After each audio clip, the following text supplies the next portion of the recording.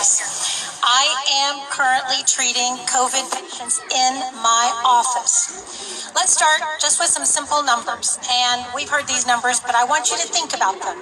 330 million people in the United States of America.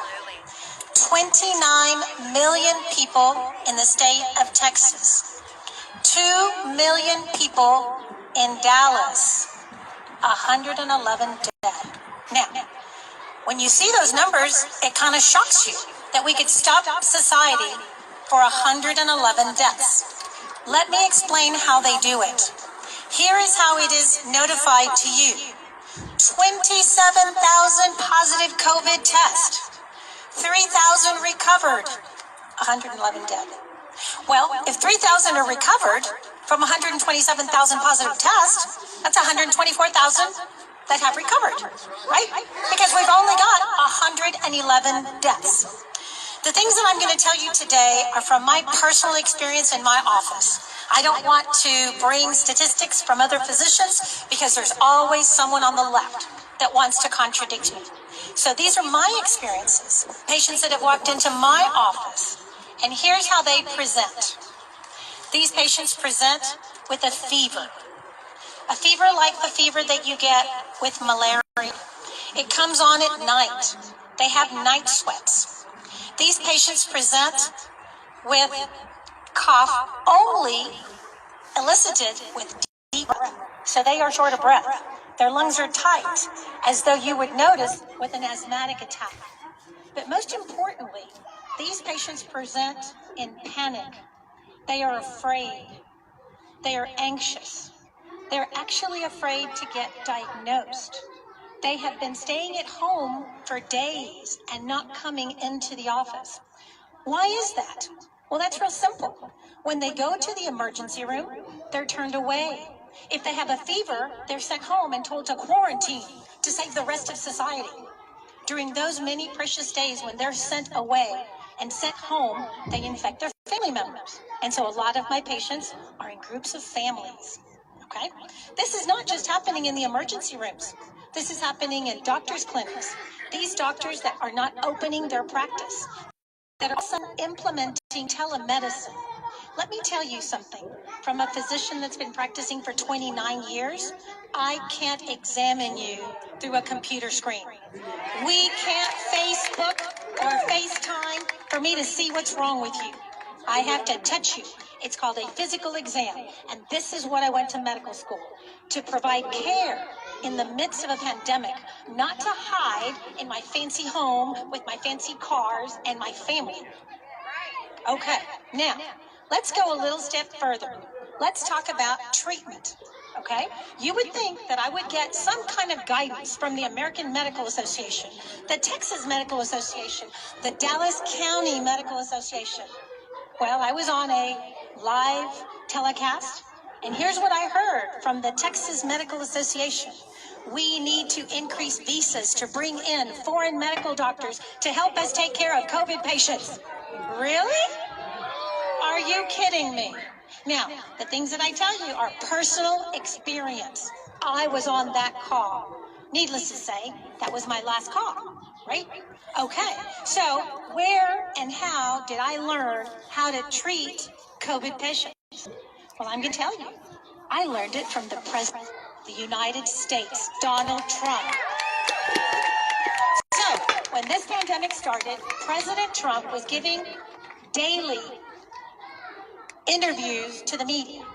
And he came across, because you realize as President of the United States, he's dealing with heads of states of other countries. And he came across a treatment protocol that had been successful in France. Yes, one doctor had treated 29 patients and every single patient had survived. And every single patient had improved. And President Trump thought that that was newsworthy. God forbid he share that with doctors. We didn't receive any advance from the local medical agencies that we all pony up our money to belong to and become members of. So I wrote these things down. I wrote these medications down. And I waited and waited for my COVID patients that just didn't come in. Because you see, they were going to hospitals and emergency rooms, and they were going to employee clinics. looking for treatment, and they were being sent home and told to quarantine for 14 days. Don't come out. Protect the community. Well, what about them? What about their health? So they started slipping through the cracks and calling me. Are you open? Hell yes. Can I come in? Absolutely. That's what I make the big bucks on.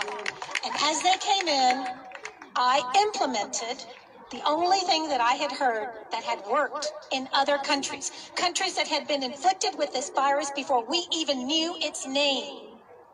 And so I wrote a prescription and I sent them home. And I added a little bit to the protocol that President Trump gave, as I'm a physician, and it's called the practice of medicine. So I gave them a couple of shots. Yes, antibiotic shots in the butt. Not one single one denied them. And guess what I found? To my surprise, the very next day, they were all amazingly better. I was actually surprised. Within 24 hours, the patient was completely symptom-free. And here's the take-home message for all of you. It's called hydroxychloroquine. Hydroxychloroquine. It costs $13. $13. It's been on the market for 60 years. It is the candy for lupus. It is considered a vitamin for arthritis patients. And for some reason, those bureaucrats that are standing next to our president that think that they know more about medicine than I do are telling me I can't use it. In fact, not only are they telling me I can't use it, in 2 states it's completely illegal to prescribe this, right? Most of my colleagues are afraid to use it because the agencies that they work for have told them that the risk is too high. Liability, it hasn't been FDA approved. Well, FDA can approve you know what on my behind. I have patients at Lozano Medical Clinic that are cured of this disease. I have patients that recovered within 48 hours. In fact, the illness that they had was more caused by the stress and the fear of the propaganda that's being spewed on the news media than by the actual virus. That's right. Okay, now I'm going to shock you a little bit more. After my first or second or third script to the pharmacy, which again, readily available, $15 for hydroxychloroquine, $15 for Zithromax, I got a phone call from the pharmacist. He wanted to talk to me. He wanted me to tell him what the diagnosis was for my patient number 1 and what was the diagnosis for patient B and patient C. And I very quickly told him that I did not have to give him that information. Remember HIPAA? Wait a minute, it gets worse. Here's what the pharmacist told me. I'm not going to prescribe this. I'm not going to fill it. I'm not going to dispense it without a diagnosis. I told him, this is privileged information between me and the patient. Your job is to put the pills in the bottle. That's right. Here's what I found out. Remember we talked about the freedoms and the liberties that we're losing without you and me even knowing that we're losing them? Okay, here it goes, guys. Every time you go to the pharmacy board has stated that those 2 prescriptions, starting in early March, will not be dispensed by a pharmacist unless it comes with a diagnosis. Now, I have fought with them. I have yelled at them. I've slammed the phone at them. I've called political leaders such as Senator Bob Hall to fight the pharmacy board with me. We have made, Bob Hall, we have made progress, but to no avail. If I do not give a diagnosis, this medication that is life-saving, in my opinion, will not be dispensed by the pharmacist. His hands are tied. Now, gets even a little worse than that, because I figured out how to get around that. And I'll tell my fellow physicians, you want to prescribe hydroxychloroquine? Patient has hypertension. You want to prescribe hydroxychloroquine? All they want is a diagnosis. How about diabetes? You want to prescribe hydroxychloroquine? Hey, let's do cholesterol, right? There we go. And trust me, I've been on the phone with the pharmacy board. I've left messages. So that's how I'm going to do it, because I swore to protect the identity and confidentiality of my patients. And I will continue to do that. Now, I think when we do things that are incorrect, we need to be thrown under the bus. So here's the latest from the medical field, okay? If you have a prescription for hydroxychloroquine, and you happen to want to fill this at Walgreens, and yes, I want Walgreens and their administrators and administrative offices to hear me, they have instructed their pharmacists to give you a friendly call and to let you know they more than welcome come in through the drive-through. You're not welcome to come into their stores. If you're taking a prescription for hydroxychloroquine, they're going to personally call you and tell you that they want you to come through the driveway.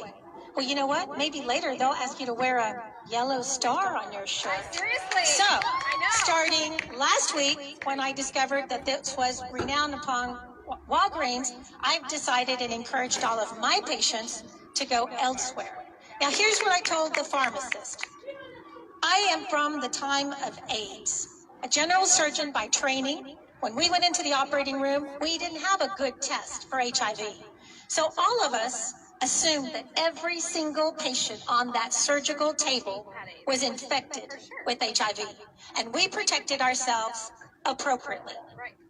I don't believe that we need to discriminate because patients have contacted this virus, which, as was stated, is 98% treatable with no medication. 98% of people recover.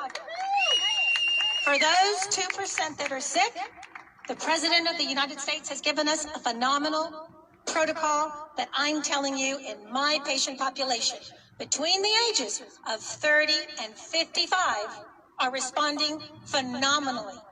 Okay? So here's how we're going to treat our COVID patients. I'm going to treat every patient walking into the office as though he has COVID. But I'm not going to make him feel like he's a leopard or has leprosy. And I'm definitely not going to discriminate with him. I'm going to calm him down.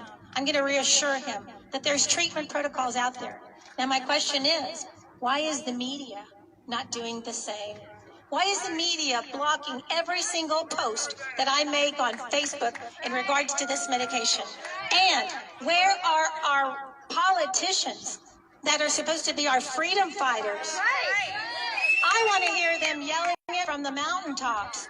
And so I am here today to thank you for the opportunity to speak with you, to reassure you that it is not dangerous or scary to go to a restaurant, to go get your hair done, to go shopping. Our immune systems are improved through exposure to sunlight, through gathering, because we are in up moods.